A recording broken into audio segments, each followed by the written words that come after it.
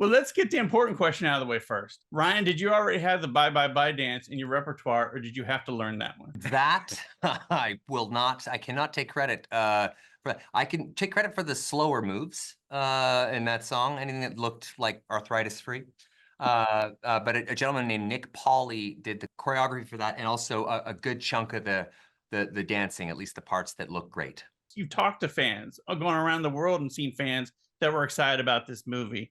Do you feel like that same kind of sense of game changing this about this movie? Maybe not for your career, but for this genre that you've really, been a steadfast person in. I don't know about the genre, but in terms of, I don't know if I'm not qualified to speak to that, but there's something within me playing this character in this movie that has a similar feel. I feel like I'm invigorated. I feel alive. I'm excited. I'm as proud of this movie as any I have ever done. I cannot wait for audiences to discover it. It feels very fresh. It feels very new and deserved, earned, and yeah, I'm excited about it. After playing these guys for years, did your mindsets have to change as well in your approach to kind of open them up a little bit and show more of the onions? Both of these guys have so much more in common than not. I mean, they're both anchored by, and kind of the big bag of rocks they carry around every single day is shame. And the way they handle shame is the thing that really distinguishes them from each other. He obviously, Wolverine handles shame, through the prism of, rage and aggression, and Wade does it through deflection and humor. And, they're both equally, maladaptive coping mechanisms that they could certainly be healthier human beings, I think. And so focusing on that stuff, which is where really the story kind of inexorably marches forward with, was the real guts of it. Ultimately, that was the part that made us all so excited, particularly Wolverine, getting to explore aspects of that character that I think there's certain questions that have never really been answered about him. There's certain things we get to touch on in this movie. I don't want to let you speak No, to it, but it was, it was important. I had said that to these guys as writers. There's certain aspect of him that I think is core to who he is. I don't think I've been able to crack it either with my acting or the writing or whatever, the runway of the movie. And they cracked it. And I'm so grateful for that. But also, this is what you're picking up on is what I kind of knew when I saw Deadpool 1. I was like, oh, that's a whole different playground. That's a whole different tone.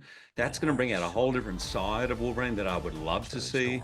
And I've been sitting in these interviews trying to describe why, and I'm remembering why I said I was done and why I meant why I was done. It was almost like being at a nightclub, and you've been going to nightclubs and you go, I don't think there's any other songs I can dance to. I've danced, I've done all the dances I can do. Nobody's going to nightclubs for the songs, Hugh. Oh, I was the only one going to dance. Nope. Yeah, just you.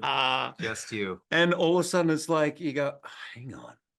There is a whole different side of things. So it made, at the time I thought I was done, but the moment I saw Deadpool 1, I realized, oh, there's another window here. And when he said he was done, it was like a bullet in my, soft, chewy Deadpool heart. Because that was, for me, it was everything to one day get to kind of, share a dance floor, while we're sticking with that one. Let's go. With this guy, and this character. I waited a long time for this team up. Few comic characters. I want to go to a nightclub with you because you'll pay for drinks. I will definitely pay for drinks, but I will be asleep after 9. That much I promise you. Ryan, Deadpool yearns to be an Avenger. He yearns to matter in this movie. Did you ever allow yourself to wonder what if and what that might look like to toss Deadpool in there? Always, of course, I used to think, what if? What if we could find a way to do this? I mean, Sony and Marvel figured it out. Their favorite color is money. So like that's if that's the motivator for them, great. But I've always been in love with constraints around Deadpool and constraints in life, because I really do think that creativity kind of dies when there's too much time and too much money. And I think Deadpool's really never really had either of which in spades. So it breeds all of these other ideas and thoughts and like what ifs, like you just mentioned, Brian, like allowing in the idea that character can supplant and, really overshadow spectacle is, I think, very important, because people remember that when they walk out of a theater, much more so than a visual effects display. Even back in the day when there were Spider-Man movies and Daredevil movies, did you ever think about Logan expanding his friend club? Of course. I thought about it too. I was watching Iron Man. I was watching all these movies going, these are cool. These are great characters. I mean, Wolverine was born in a Hulk comic, I was like, I would love to see that. There was just so many natural things that they were all in the same family. And then we were in this weird world of film where it was all separated. So yeah, I absolutely, but I honestly thought, well, that's never going to happen. So I probably didn't give it too much thought. It was just like, that would have been cool. Wow, we really missed it. I came along the wrong time. Deadpool makes a crack early on to Wolverine. You're joining at a low point in the story. I don't know when that quip might have been added, but it's very meta, as Marvel only has you guys in theaters this year, and fans wonder what superhero movies' future looks like. For both of you, do you feel there's a pressure of this being a make or break situation, or is there more excitement to just upending the chessboard and seeing what happens with the new pieces in play? There's no pressure. It doesn't matter what's happening in the outside world. I know for both of us, particularly playing these characters, the pressure, no one's putting on more pressure than we are on ourselves. Yeah. And we're just worried about this movie, right? And, Yeah. And it's always at this level. I think for me, coming back, having the pressure's probably even more high.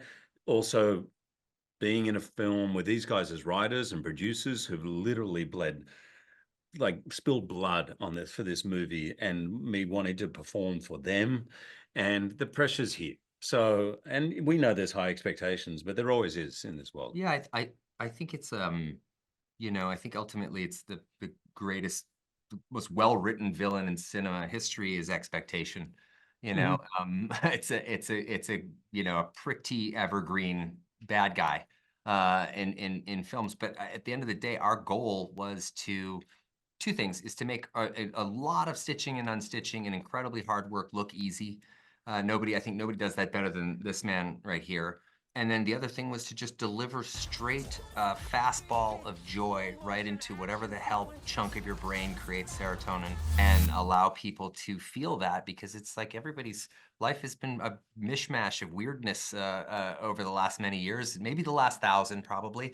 I think being in a position to kind of, take people away for 2 hours and have them walk out of a movie theater after seeing a film that is not a commercial for another movie, that is its own, self-contained underwater breathing apparatus. That's scuba. I just learned that recently. That it is its own thing, that it's designed exclusively for audience delight and joy.